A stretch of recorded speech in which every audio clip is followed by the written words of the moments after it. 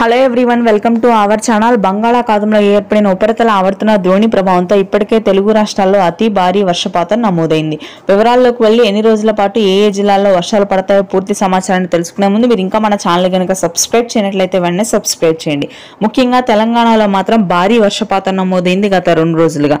ప్రాంతాల వారీగా సిరిసిల్ల, నిర్మల్, ములుగు, నిజామాబాద్, జయశంకర్, భూపాల్పల్లి, మంచిర్యాల, పెద్దపల్లి, ఖమ్మం, నారాయణపేట్, భద్రాద్రి కొత్తగూడెం, మహబూబాబాద్, వనపర్తి ప్రాంతాల్లో మోస్తరు నుంచి భారీ వర్షపాతం ఇవాళ రేపు కూడా కొనసాగుతుందని వాతావరణ కేంద్రం వెల్లడించింది.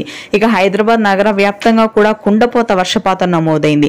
హైదరాబాద్ లోని ఎల్బీ నగర్, వనస్థలిపురం, మాదిబట్ల, గట్కేసర్, ఉప్పల్, బోడుప్పల్, దిల్సుఖ్ నగర్, కుకట్పల్లి, బంజారా హిల్స్, జూబ్లీ హిల్స్ ప్రాంతాల్లో అత్యధికంగా వర్షాలు నమోదయ్యాయి.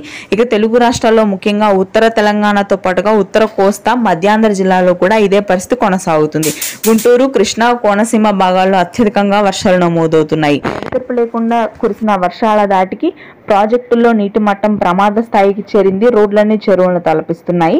మరొక 2 రోజుల పాటు గుంటూరు, కృష్ణా, తూర్పుగోదావరి, పశ్చిమ గోదావరి, శ్రీకాకుళం, విజయనగరం ప్రాంతాల్లో భారీ వర్షాలుంటాయి. రాయలసీమలో మోస్తరు వర్షాలు కురుస్తాయి ఇవాళ రేపు. Thanks for watching.